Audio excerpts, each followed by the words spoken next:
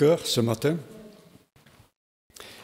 parce que il a mis tellement d'amour en nous, en chacun de nous, que nos mots sont faibles pour exprimer cette reconnaissance merci. Le mot merci regroupe beaucoup de choses. Mais le Seigneur regarde dans nos cœurs, il ne regarde pas à autre chose. Si on regardait à vue humaine ce que nous sommes ce matin, on est peu de choses. Mais son amour, cet amour qu'il a déversé en nous et qui déverse encore ce matin, est plus fort que tout. Il peut tout changer. Et on a besoin encore d'être changé de jour en jour à sa gloire, de progrès en progrès, pour ressembler à Jésus de plus en plus, de mieux en mieux. On a besoin de lui, j'ai besoin de lui. Mais je crois sincèrement que le Seigneur a préparé nos cœurs ce matin dans la louange, dans ces moments de communion fraternelle, et nous sommes heureux d'être là avec vous toute la journée. Il les a préparés à recevoir cette parole qu'on va lire ensemble, qu'on va partager ensemble. C'est ce pain de vie qui non seulement nous nourrit, mais nous édifie, nous fortifie et nous communique tout ce qu'on a besoin. Il connaît notre soif, il connaît notre besoin, il connaît notre situation. Nous ne pouvons pas répondre à tous ces besoins-là, mais lui, il peut le faire. Et je crois qu'il va le faire ce matin. Alors, sans plus tarder, je vous invite à ouvrir la parole de Dieu ou à lire la parole de Dieu, puisque j'imagine qu'elle va être affichée sur l'écran. Dans l'évangile de Jean, au chapitre 17. Évangile de Jean, chapitre 17. C'est une prière de Jésus. Au verset 6, « J'ai fait connaître ton nom aux hommes que tu m'as donnés du milieu du monde. Ils étaient à toi et tu me les as donnés, et ils ont gardé ta parole. Maintenant, ils ont connu que tout ce que tu m'as donné vient de toi, car je leur ai donné les paroles que tu m'as données, et ils les ont reçues. Et ils ont vraiment connu que je suis sorti de toi, et ils ont cru que tu m'as envoyé. C'est pour eux que je prie. Je ne prie pas pour le monde, mais pour ceux que tu m'as donnés, parce qu'ils sont à toi. Et tout ce qui est à moi est à toi, et ce qui est à toi est à moi. Et je suis glorifié en eux. Je ne suis plus dans le monde, et ils sont dans le monde, et je vais à toi. Père Saint, garde en ton nom ceux que tu m'as donnés, afin qu'ils soient un comme nous. Amen. Versets 20 à 23, un peu plus loin. Ce n'est pas pour eux seulement que je prie, mais encore pour ceux qui croiront en moi par leur parole, afin que tous soient un, comme toi, Père, tu es en moi, et comme je suis en toi, afin qu'eux aussi soient un en nous, pour que le monde croie que tu m'as envoyé. Je leur ai donné la gloire que tu m'as donnée, afin qu'ils soient un comme nous sommes un. Moi en eux et toi en moi, afin qu'ils soient parfaitement un, et que le monde connaisse que tu m'as envoyé et que tu les as aimés comme tu m'as aimé. Quelle prière! Quelle prière! Il y a tout dans cette prière. Il y a tout l'amour de Dieu pour nous et pour tous ceux qui vont croire, je dis qui vont croire, qui croient et qui vont croire au Seigneur Jésus et à celui qui l'a envoyé, à Dieu le Père. Il y a tout dedans, dans cette prière. Et le but, si vous l'avez remarqué, de cette prière, le but, c'est l'unité des croyants.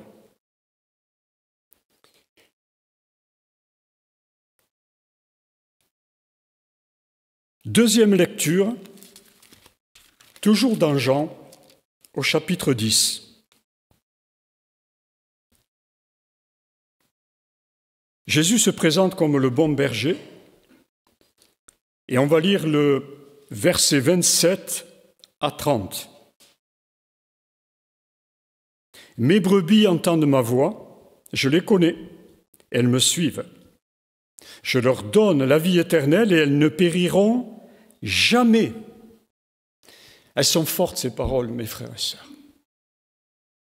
Elles ne périront jamais et personne ne les ravira de ma main. Mon Père, qui me les a données, est plus grand que tous, et personne ne peut les ravir de la main de mon Père. Moi et le Père, nous sommes un.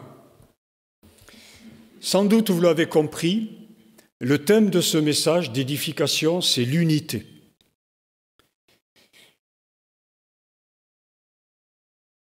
Dieu sait que nous avons besoin d'unité.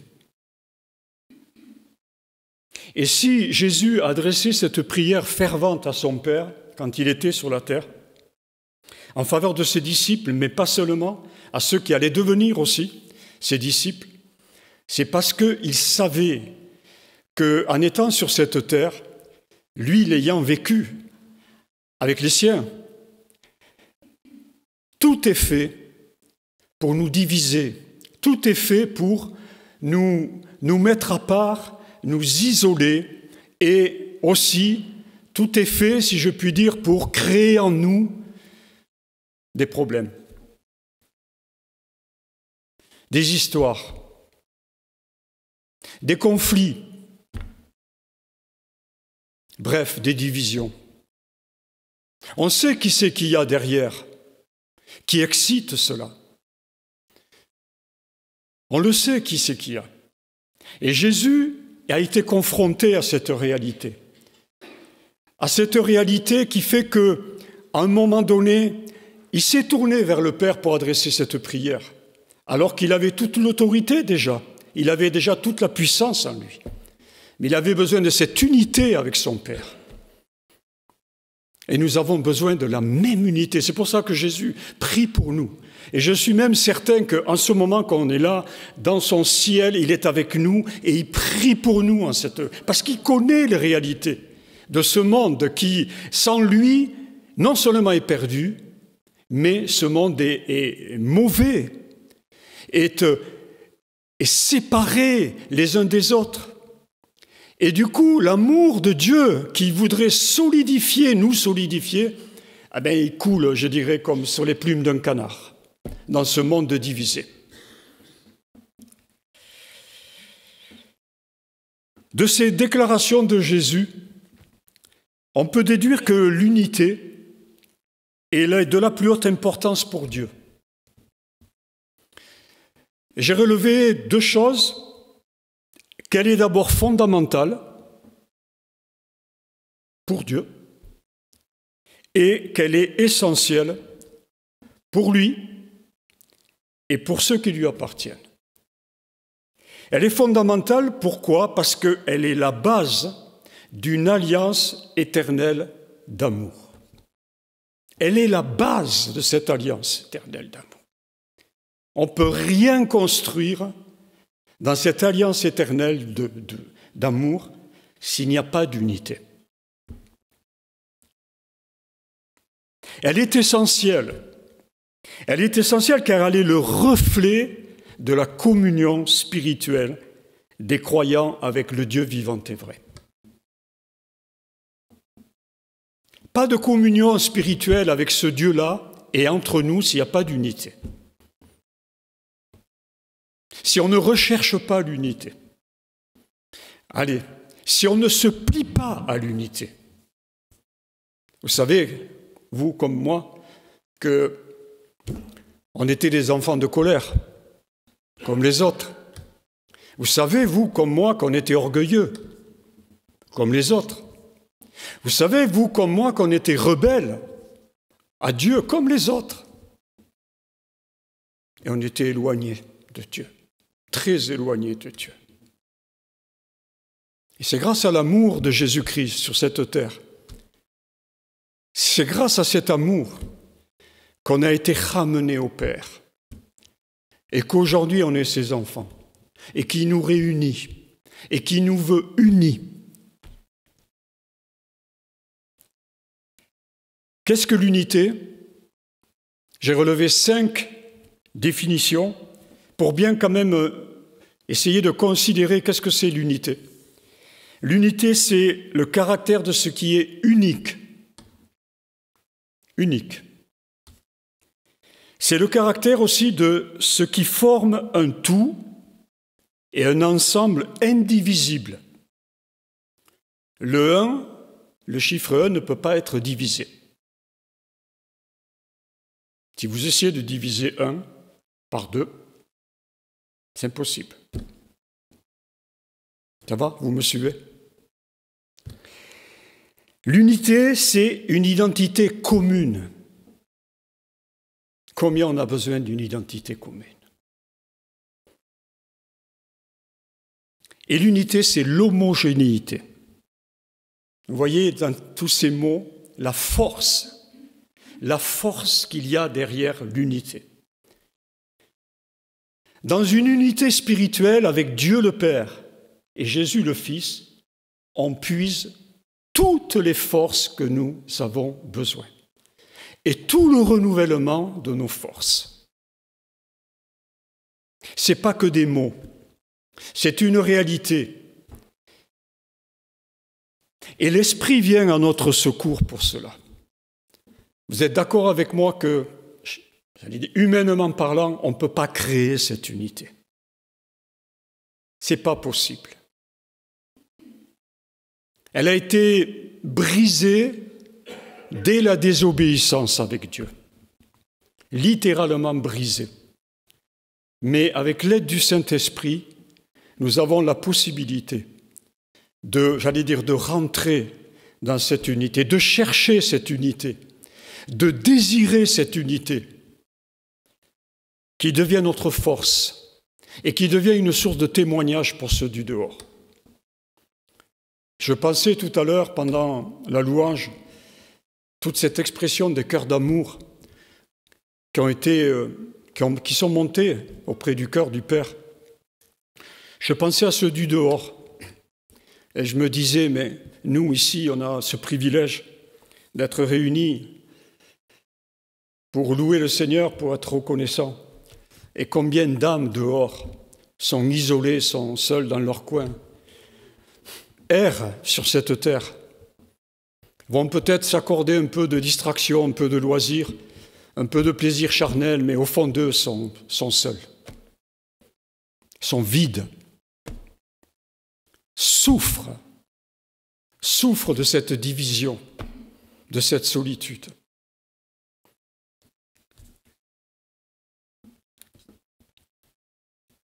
Alors avec l'aide de la parole, je voudrais, et je pense que c'est chronologique, parce que quand j'ai demandé à Dieu, éclaire-moi sur l'importance de l'unité, pour que ce message, il nous fortifie vraiment, il nous exhorte réellement à la vivre. Et en méditant la parole, j'ai été conduit à m'arrêter sur 5 types d'unités. Et finalement, je pense qu'elles sont chronologiques. Il y a d'abord l'unité divine. L'unité divine, elle est présentée dans l'Ancien Testament par les termes « notre » et « seul ».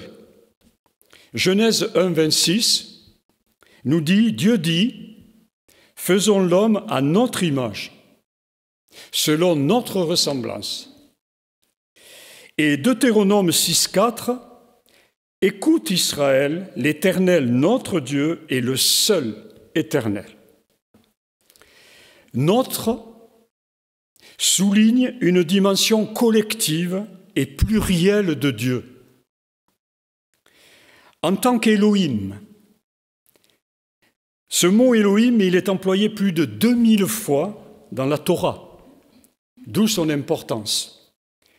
En tant que vrai Dieu, unique, mais pluriel, avec plusieurs formes, on pourrait dire plusieurs entités. Et dans l'expression « moi et mon Père », qu'on a lu tout à l'heure, nous sommes un, dit Jésus, moi et mon Père, nous sommes un, on peut déduire que 1 plus 1 égale 1.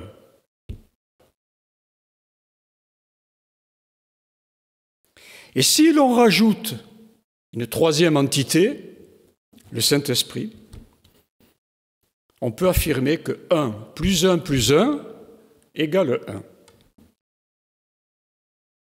Et si l'on rajoute une quatrième entité, 1 plus 1 plus 1 plus 1 égale toujours 1. La quatrième entité, j'allais dire, c'est chacun d'entre nous, et à l'infini, si on multiplie le nombre de croyants sauvés par le sacrifice de Jésus-Christ. C'est invariable. Ça, c'est les mathématiques divines. Dieu ne compte pas comme nous.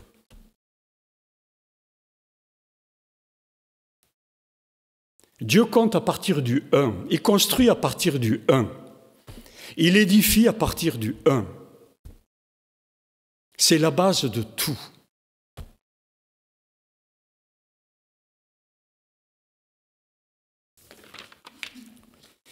Le deuxième type d'unité, c'est l'unité de l'être humain, de nous. Dans Genèse 1, 27, il est spécifié que Dieu créa l'homme à son image. Il le créa à l'image de Dieu. Il créa l'homme et la femme. Verset 28, il les bénit. Et verset 31, et voici, cela était très bon. Ça, c'est l'œuvre parfaite de Dieu, de la création. Il n'y a pas de, allez dire, excusez-moi l'expression, il n'y a pas de lézard, il n'y a pas de couac. Tout est parfait. Il y a une unité parfaite et Dieu dit c'est très bon. Le terme image suggère que l'homme représente Dieu. D'ailleurs, c'est confirmé par la parole dans 1 Corinthiens 11, verset 7.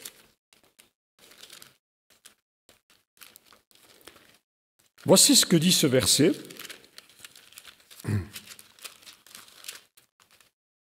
Je cherche parce que je ne l'ai pas. Voilà. 1 Corinthiens 11, verset 7.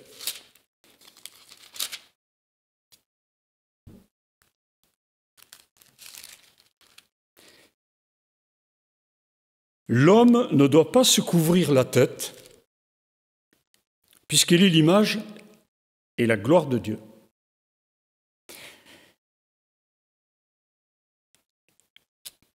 Je ne vais pas plus loin. Le message ne porte pas sur l'homme et la femme, la différence entre l'homme et la femme.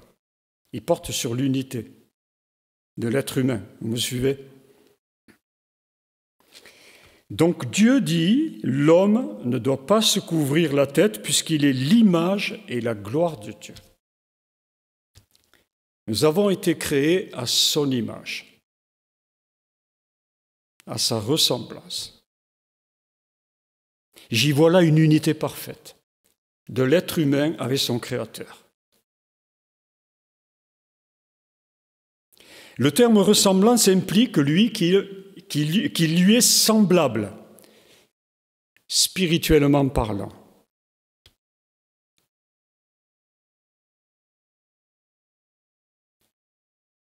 Et d'ailleurs, Jésus, dans Jean 4, 24, déclare que Dieu est esprit et qu'il faut que ceux qui l'adorent en esprit et en vérité. Et dans l'adoration, en esprit et en vérité, il y a aussi une unité spirituelle de Dieu avec les êtres humains que nous sommes. Et c'est là on en revient au point de départ ou au point d'arrivée. Dieu regarde au cœur de l'adorateur. Il ne regarde pas si on chante faux, excusez-moi, si l'instrument et les voix sont décalés. Bien sûr qu'il faut de l'harmonie, mais il regarde principalement au cœur. On peut très bien adorer Dieu sans musique, sans instrument. c'est une adoration de cœur, en esprit et en vérité.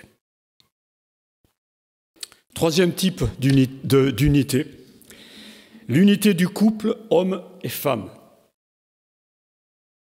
Je répète quand même parce qu'aujourd'hui dans la société, il semblerait qu'il y ait d'autres couples qui sont mis en valeur. L'unité du couple homme et femme. Dans Genèse 2, 22, il est écrit que l'Éternel Dieu forma une femme de la côte qu'il avait prise de l'homme. C'est Dieu qui fabrique, excusez-moi, c'est lui. C'est lui le souverain, c'est lui le créateur. Et il l'amena vers l'homme. Puis, versets 23 à 24, on va le lire, Genèse 2. Ça, c'est l'aboutissement. Donc, l'Éternel Dieu forma une femme de la côte qu'il avait prise de l'homme et il l'amena vers l'homme. Et l'homme dit, « Voici, cette fois, celle qui est os de mes os, chair de ma chair, on l'appellera femme, parce qu'elle a été prise de l'homme. C'est pourquoi l'homme quittera son père et sa mère et s'attachera à sa femme, et ils deviendront une seule chair. »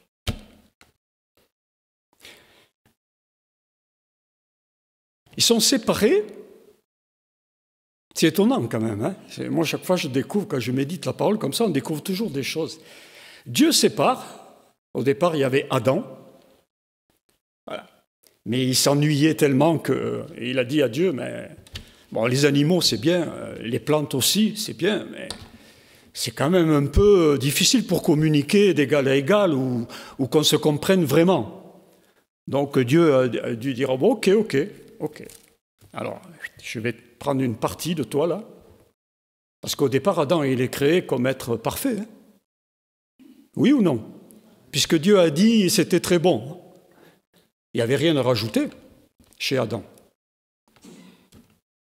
Donc il dit, ok, alors, je vais prendre une partie de toi, je vais la mettre à côté.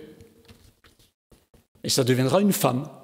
Au départ, tu étais Ish, maintenant il va y avoir Isha à côté de toi. C'est plus joli, c'est plus complet. Voilà, ça correspond à tes besoins. Voilà. Mais cette séparation, elle est en vue d'une union. 1 plus 1 égale 1. Dieu n'a pas changé d'objectif. Son esprit ne change pas. Dieu ne change pas. Il a créé l'être humain pour être uni à son Créateur et il crée la femme issue de l'homme pour être unis ensemble à leur Créateur. Ça va? Donc on est passé de 1 plus 1 égale 1, on est à 1 plus 1 plus 1, toujours égale 1.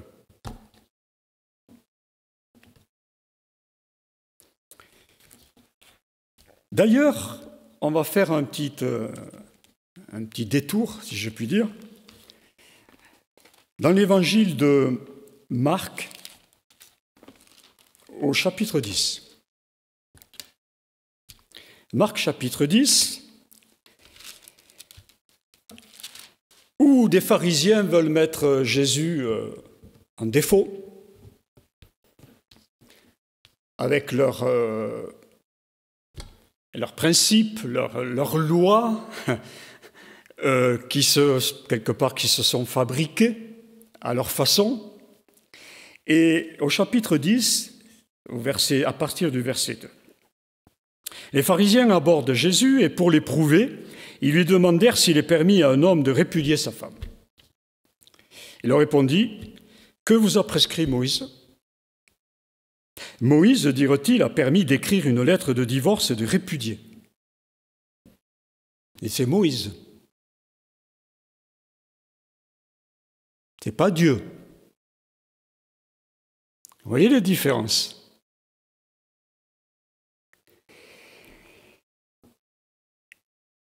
Et Jésus leur dit, « C'est à cause de la dureté de votre cœur. Aïe, aïe, aïe, aïe. Voilà, c'est là que ça se passe. C'est là que ça se passe. C'est à cause de la dureté de votre cœur que Moïse vous a donné ce précepte. Mais au commencement de la création, Dieu fit l'homme et la femme. C'est pourquoi l'homme quittera son père et sa mère et s'attachera à sa femme. Il rappelle la parole, il rappelle les principes, les bases vraiment de l'unité. Et les deux deviendront une seule chair. Ainsi, ils ne sont plus deux, mais ils sont une seule chair. Que l'homme donc ne sépare pas ce que Dieu a joint. On pourrait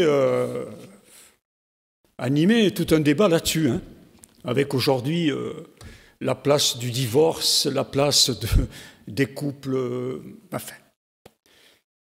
C'est pas l'objet. Mais il y aurait beaucoup à dire là-dessus. Et malgré tout ce qu'on pourrait dire, il faudrait qu'on en arrive à reconnaître que Dieu avait raison et que Dieu a raison. Parce qu'il n'y a pas vraiment d'amour de Dieu et l'amour véritable si on sépare, si l'homme et la femme se séparent. C'est pas possible. L'amour est dans l'unité. Ou de l'unité découle l'amour.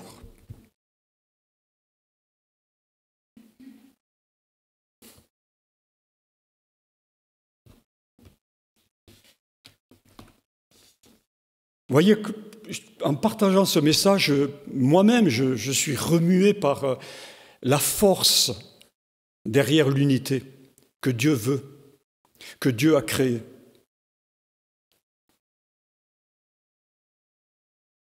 Il n'y a pas de place pour le mauvais dans l'unité de Dieu. Il n'y a pas de place pour quelque chose qui vient, s'introduire, s'immiscer dans cette unité. Il n'y a pas de place. C'est pour ça que nous devons veiller les uns et les autres à résister, à rejeter tout esprit de division. Tout esprit qui voudrait nous séparer de cet amour de Dieu et nous séparer de l'amour qu'il y a entre nous.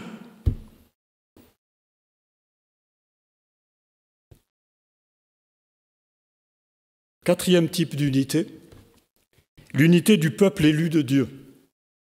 On est passé de l'unité de Dieu, l'unité divine. On est passé à l'unité de l'être humain. Ensuite, on est passé à l'unité du couple homme et femme. Vous voyez que c'est progressif. Moi, je le vois comme progressif. Maintenant, on arrive à l'unité du peuple élu de Dieu. Donc, c'est la dimension collective, maintenant, du peuple élu de Dieu. C'est son peuple. L'appel de Dieu à l'unité de son peuple, il est constant dans la parole de Dieu. Constant.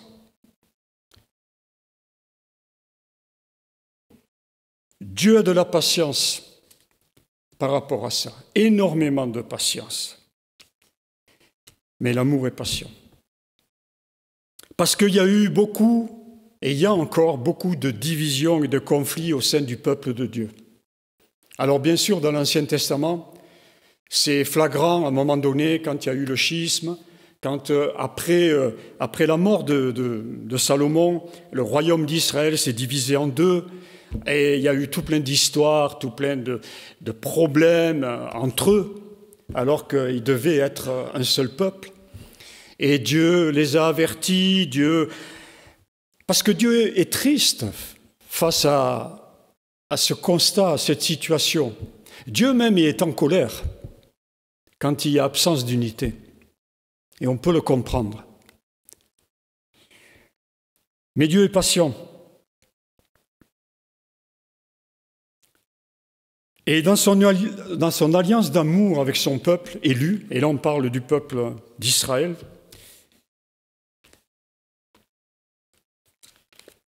Dieu lui fera grâce. On va le lire dans un des versets du prophète Ésaïe. Mais avant, on va lire Exode, chapitre 19.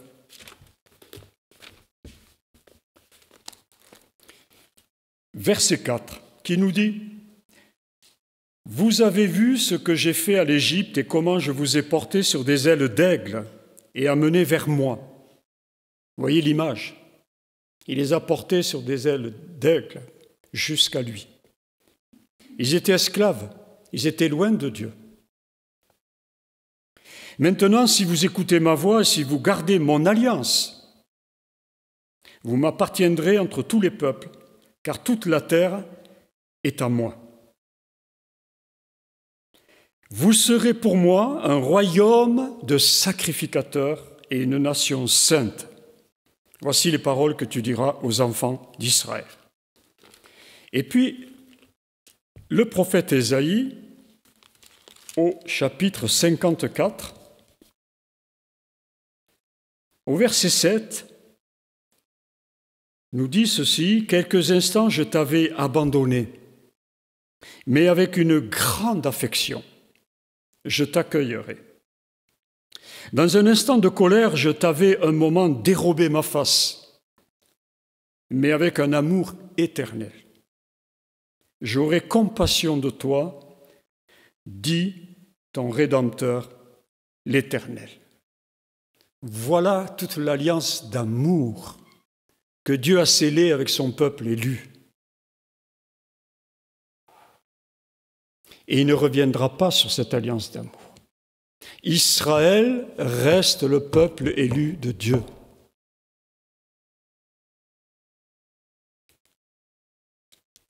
Et Dieu fera tout dans son amour pour les ramener à lui, jusqu'à son retour.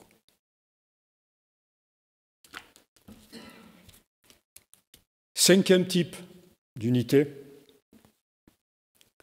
l'unité du corps spirituel, qui est l'Église de Christ. Alors cette unité, je dirais, elle nous concerne peut-être particulièrement, à nous qui sommes là aujourd'hui, qui vivons à ce moment de l'histoire, de l'humanité, elle nous concerne particulièrement. Et cette unité, elle se trouve en particulier dans le commandement de Jésus à demeurer en lui. Et on va lire dans l'Évangile de Jean, au chapitre 15.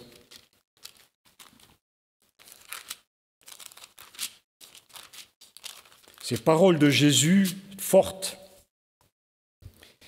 Jésus, chapitre 15.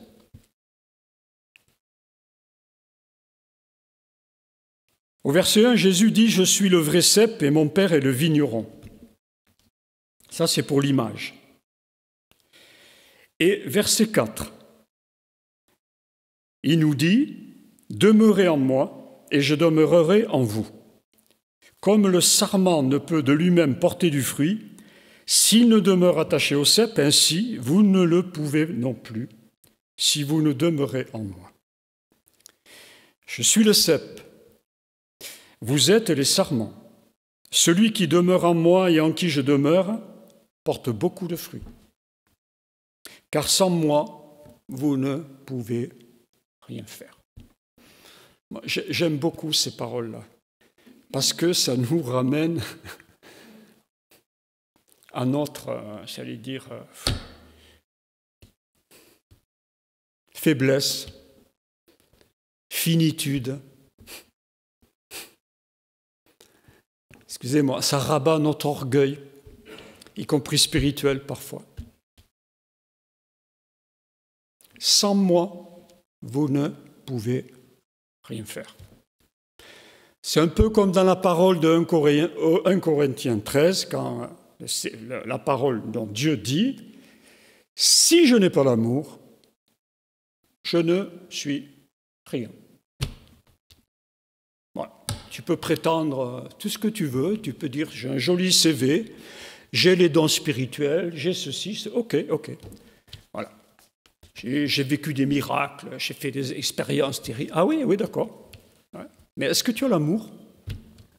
Est-ce qu'il vit vraiment en toi, cet amour-là? Est-ce que tu le partages aux autres?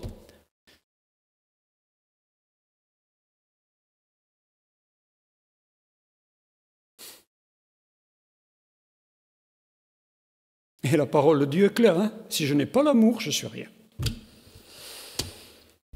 Mais béni soit Dieu, cet amour, il est en nous. On l'a exprimé ce matin. Il vibre en nous. Parfois, peut-être que les circonstances de la vie, peut-être que parfois des événements de notre vie auraient tendance à nous faire croire que il est un peu étouffé, il est un peu malade, cet amour.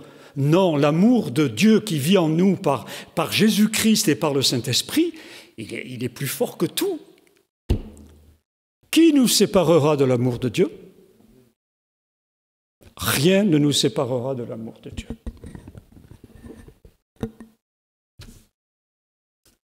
C'est pour ça qu'il est bon d'examiner nos cœurs face à la parole de Dieu et de se dire, mais qu'est-ce qui vibre dans mon cœur ce matin? Est-ce que mon cœur, il est bouillant d'amour pour le Seigneur?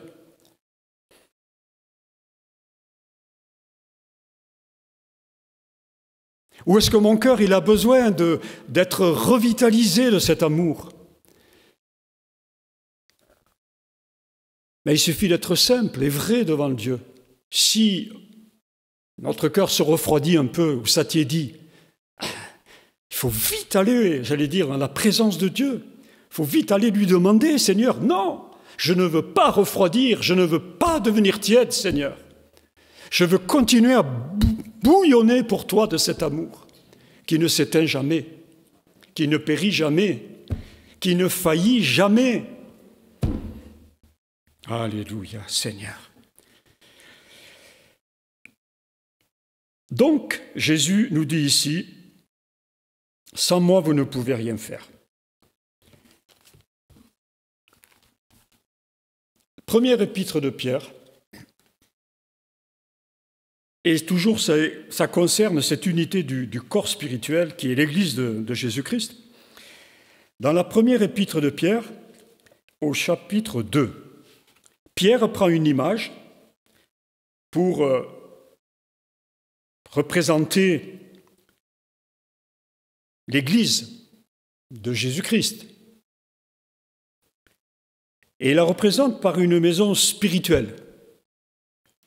En réalité, vous savez voilà, que ce n'est pas ces murs qui sont importants, ce n'est pas ces pierres qui sont importants. Ce qui est important, c'est l'unité, la maison que nous formons avec la pierre angulaire Jésus-Christ. C'est ça que Dieu regarde ce matin.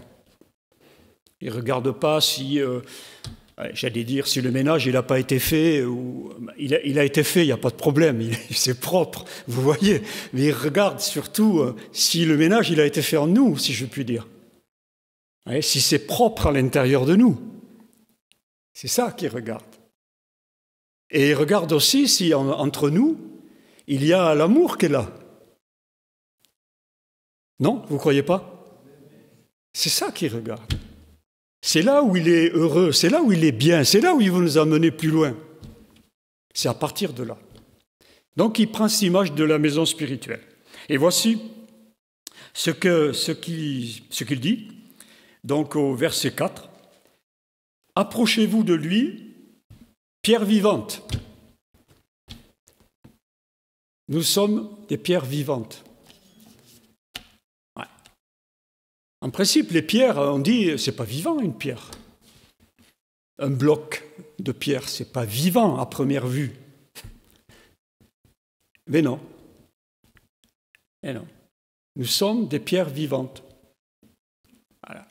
Dans l'édifice de Dieu. Donc, approchez-vous de lui, pierre vivante, rejetée par les hommes, mais choisie et précieuse devant Dieu. Et vous-même, comme des pierres vivantes, édifiez-vous. Voilà ce que nous dit Dieu ce matin. Édifiez-vous pour former une maison spirituelle, un saint sacerdoce, afin d'offrir des victimes spirituelles agréables à Dieu par Jésus-Christ. Et verset 9, « Vous êtes une race élue. » Oh, béni soit Dieu. Un sacerdoce royal, une nation sainte, un peuple acquis, afin que vous annonciez les vertus de celui qui vous a appelé des ténèbres à son admirable lumière. Vous qui autrefois n'étiez pas un peuple, voyez, et qui maintenant êtes le peuple de Dieu. Vous qui n'aviez pas obtenu miséricorde, mais qui maintenant avez obtenu miséricorde. Béni soit Dieu. Béni soit Dieu pour la maison spirituelle que nous formons.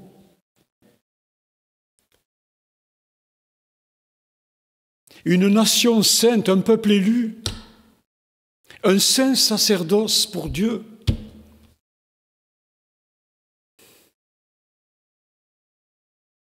C'est lui qui bâtit son Église. C'est lui qui bâtit son Église. Et nous devons nous édifier, nous-mêmes, sur la pierre angulaire, conduit par le saint architecte, le laisser travailler en nous par son amour.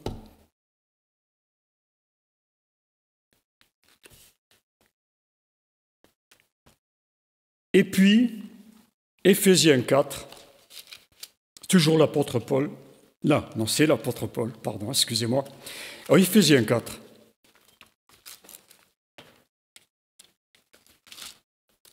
Parole merveilleuse, parole d'édification. Éphésiens 4, verset 1. Là, l'apôtre Paul insiste sur l'unité de l'esprit et de la foi. Il insiste là-dessus pour rappeler qu'il y a un seul Dieu, unité divine, un seul Seigneur et un seul esprit. Donc, quelque part, il nous ramène sur les bases. Il y a un seul Dieu, un seul Seigneur, un seul esprit. Verset 1, il nous dit « Je vous exhorte, moi, le prisonnier dans le Seigneur, à marcher d'une manière digne de la vocation qui vous a été adressée, en toute humilité et douceur, avec patience, vous supportant les uns les autres avec charité. » Vous êtes d'accord que si on n'a pas l'amour, ça devient difficile de se supporter, parfois. Les uns comme les autres. On veut dire vice-versa, réciproquement. On est limité, humainement parlant. Mais s'il y a l'amour de Dieu en nous, ça va, on peut arriver à se supporter, vu que l'amour supporte tout.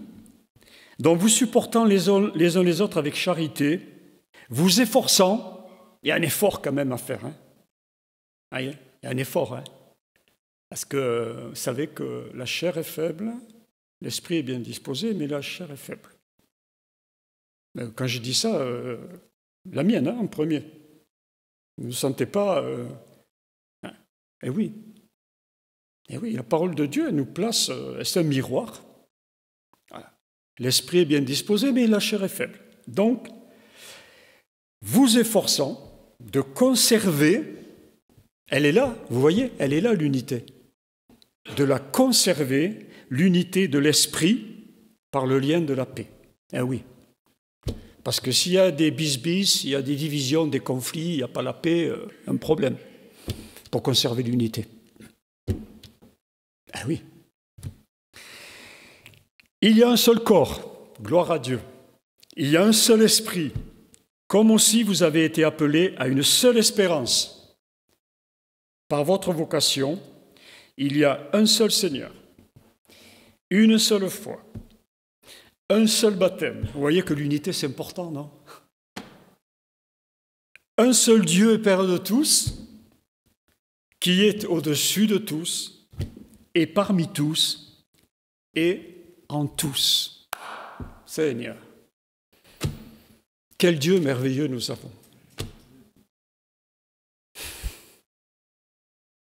Quel Dieu merveilleux nous avons. Il est en dessus de tout, il est au milieu de nous, il est en nous. J'allais dire, mais comment ne pas vivre l'unité? Si ce Dieu-là, il vit en nous, dis, c'est qu'il y a un problème si on ne le vit pas. C'est qu'il y a un problème quelque part. Donc il faut vite identifier le problème ou réagir.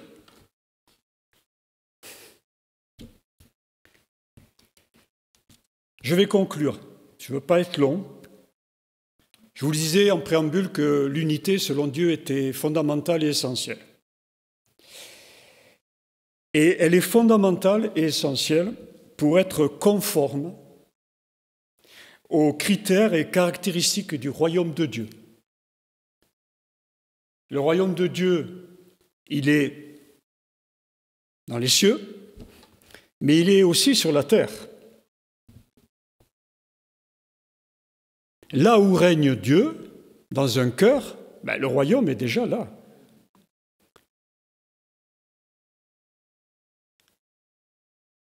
C'est ce que j'ai dit un jour à 2 témoins de Jéhovah, qui, dans leur conception, ramènent à l'élite des 144 000, c'est ça ? C'est ça. Voilà.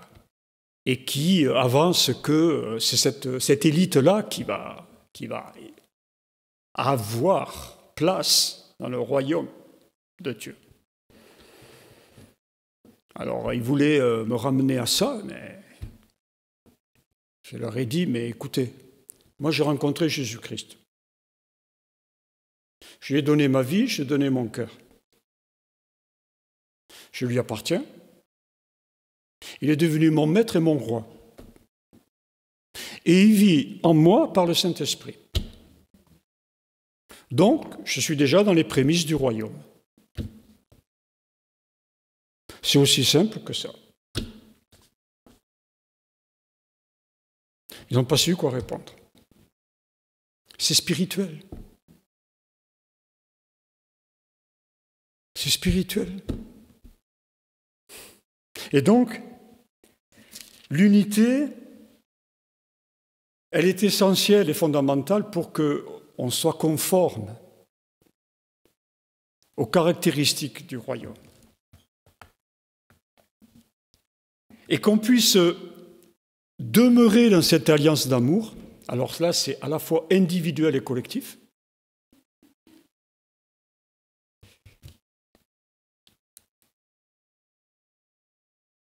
Dieu va, quand il va nous prendre avec lui, enfin le Seigneur, quand il va venir nous rechercher,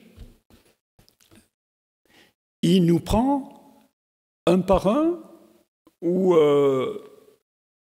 seulement, par exemple, les chrétiens du Tréport à part, les chrétiens de Marom à part, non. Tous ensemble. Tous ensemble. Pas de division. Pas de un plus haut que l'autre. Pas. Ça n'existe pas. Ça n'existe pas. On sera enlevés ensemble dans son amour. Une seule entité, avec lui.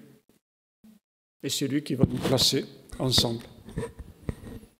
Je ne sais pas où, dans quelle salle, dans quel endroit, mais il a préparé, là, il a déjà préparé une place, mais il y a les noces de l'agneau qui nous attendent.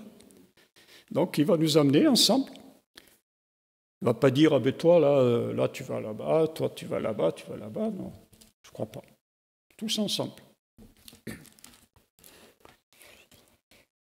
Si nous demeurons dans l'amour du Père et du Fils, demeurez, a dit le Seigneur, avec l'aide du Saint-Esprit,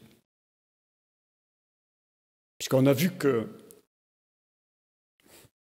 je vais prendre cette image, mais je crois que c'est une image, mais je pense qu'elle peut nous aider à comprendre, dans la sève qui coule du cep de vigne et des sarments, il y a la même. Cette sève, c'est l'amour de Dieu. C'est l'amour de Dieu. Et donc, si nous demeurons dans l'amour du Père et du Fils, et il nous faut l'aide du Saint-Esprit, il nous faut cette énergie spirituelle, cette puissance de vie et d'amour, voyez, qui coule en nous, dans cette unité. Alors là, on peut vivre on peut vivre ce que la parole de Jésus, cette prière qu'on a entendue au tout début, qu'il soit un comme nous sommes un. Qu'il soit un comme nous sommes un. Et quand nous sommes un, comme le Père et le Fils sont un, ben vous savez qu'est-ce qui arrive? Et je vais terminer avec ça. On va le lire ensemble dans l'Évangile de Jean, au chapitre 15, et je vais terminer avec ça. Jean chapitre 15. Écoutez bien, écoutons bien. Versets 9 et 11. Comme le Père m'a aimé, je vous ai aussi aimé. L'amour est le point de départ. Mais c'est le point d'arrivée. Comme le Père m'a aimé, je vous ai aussi aimé. Demeurez dans mon amour. Si vous gardez mes commandements, vous demeurerez dans mon amour. De même que j'ai gardé les commandements de mon Père. Voilà. On a un modèle parfait. Hein, et que je demeure dans son amour. Ça, c'est Jésus qui parle. Je vous ai dit ces choses afin, vous voyez ça, le but en plus, et c'est ça qu'il veut nous communiquer ce matin, afin que ma joie soit en vous et que votre joie soit parfaite. Que Dieu soit glorifié. Prions le Seigneur si vous le voulez bien. Seigneur éternel, nos mots sont faibles pour exprimer, Seigneur, ce que nous ressentons, ce que nous vivons à l'intérieur de nous, dans ta présence. À l'écho de ta parole, il y a toujours quelque chose, Seigneur, qui vient nous bouleverser, qui vient nous amener plus loin, Seigneur, dans la compréhension de qui tu es.